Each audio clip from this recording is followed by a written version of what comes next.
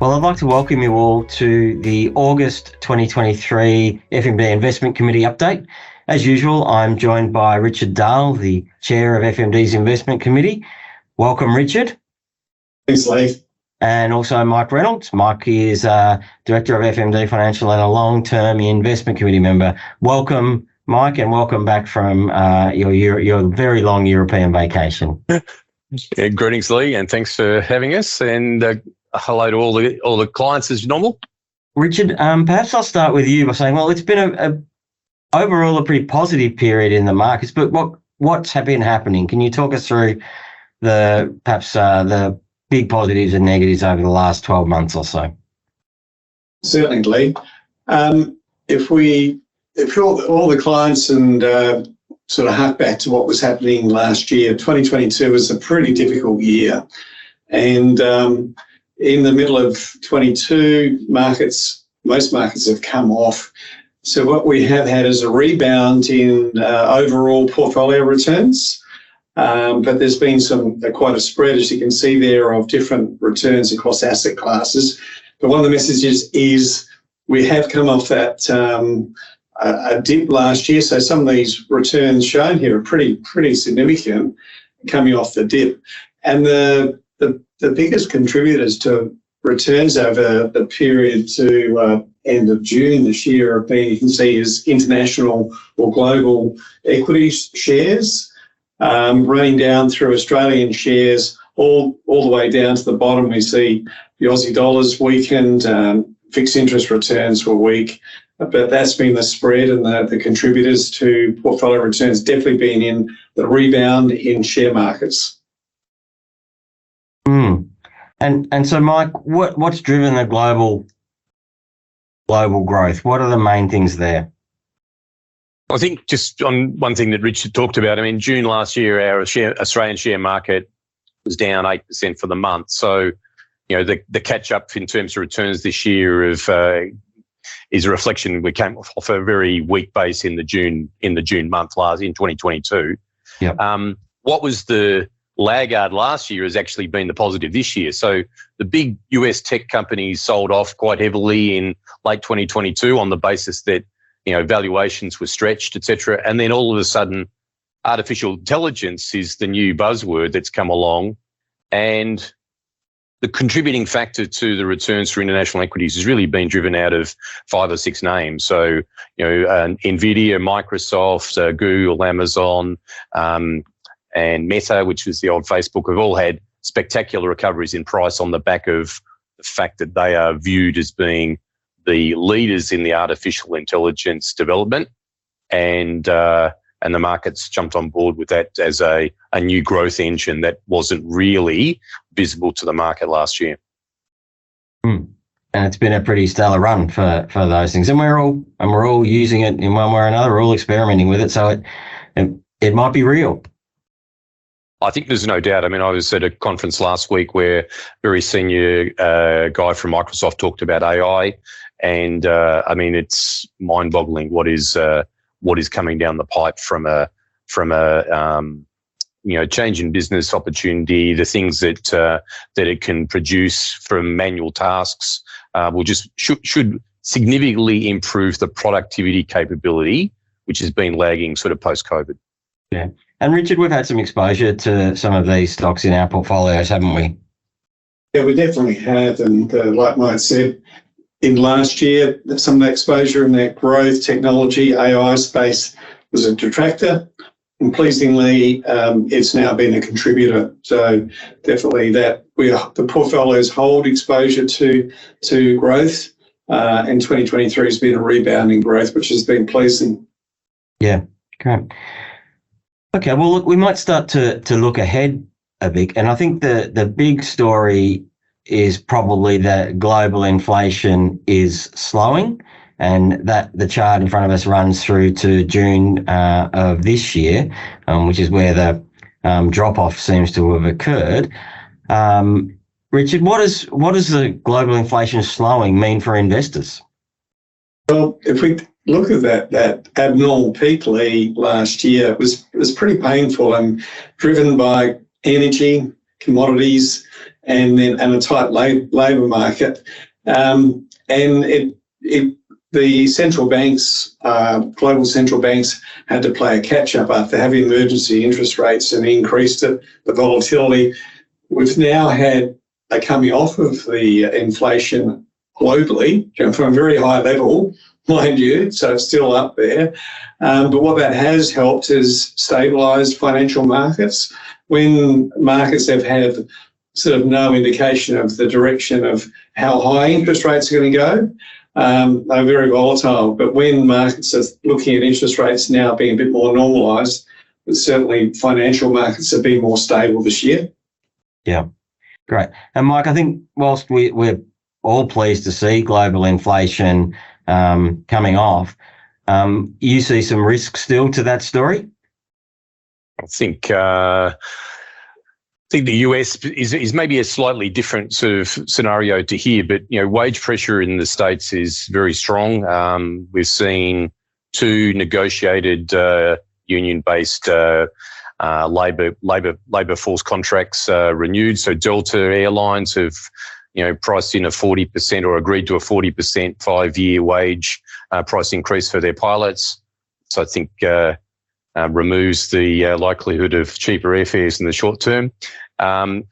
You see the headlines there: United Postal Service workers, unskilled labour for delivering parcels bought by Amazon shoppers. $170,000 wage, and it's a 40-something% increase in wages over there, or their demand. So that's the challenge for central banks. Jerome Powell, the chairman of the Fed, is really concerned about that consistent wage bargaining negotiation, which basically ingrains inflation. And although the data there is clearly showing that a lot of the other components to the wage calculations are slowing, wage demands are an ongoing challenge, and that's why he's kept up his sleeve his right to push rates higher if he needs to. Yeah. So we're watching that story and continuing to monitor it. But the interest rate rises, Richard, have led to some pretty challenging periods with fixed interest over the last year or so. What's the outlook around fixed interest, and how are we managing that in our portfolios at the moment? Yeah, so many of our clients would know that over past years, interest rates have fallen. The return on cash and fixed interest, or say term deposits, for example, has reduced.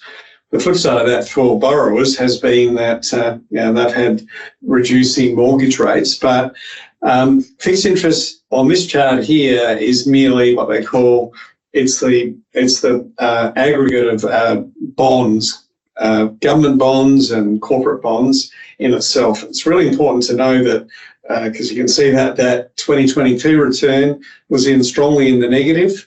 The portfolios that we construct for our clients, that's one component of it, and quite diversified. So we've actually come through that period, a really difficult period, quite well. But you can see that it was a very difficult year, and that is because interest rates went from emergency zero levels to where they are now. And most of our clients will know that they'll look at their cash rates now with a 3 in front of them, or a term deposit rate of 4 or 5%. And so we talk about interest rates being, if you like, more normalised. And what that means is the outlook now is better for that defensive part of the portfolio. Because one thing that bonds do is, yes, that they fell when interest rates spiked, but where we've got price stability at the moment, it is better. And if we do have an interest rates fall off at some stage in the future, government high-quality bonds provide a safety net for our clients' portfolios. And that's what we're looking at, increasing the weightings to those. So there's definitely a benefit where interest rates are for our clients. So, Richard, that means in a sense that what we're able to start to do is to start to take some of the risk overall out of our clients' portfolios. Is that right? Yes, I mean, you're right, Lee, that over recent years, the pendulum has swung towards risk assets to generate returns. Mm-hmm. And now the pendulum's sort of swinging back to provide portfolios, particularly portfolios leading into and in retirement, with exposure to assets which should provide some yield and protection. So it's really pleasing, and that's what we're currently embarking onto, and we'll be communicating to clients about increasing our exposure to those lower risk assets, better yielding, better balance of returns and portfolios, Lee. Yeah, and that's a more comfortable place for us all to be in, I think. Definitely. It was an unusual environment we've come from. Yeah, and I think that's one of the key things, isn't it, Mike? So I think if we say, well, that's the next phase for the investment committee and our client portfolios is to start to capture some of that yield with lower risk. Mike, what would you say if I said to wrap up? What are you concerned about? What are you looking towards over the next few months as we as we lead in perhaps to our next discussion, and what will we be talking about when we catch up in 3 months' time or so? My crystal ball, Lee. Yes.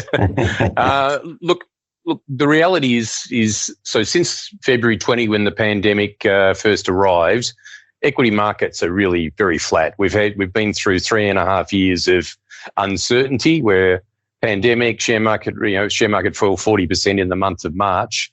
It then recovered. Interest rates got taken to zero. Now interest rates in the States are back to 5%. So that's a really challenging set of circumstances to actually provide a stable investment environment.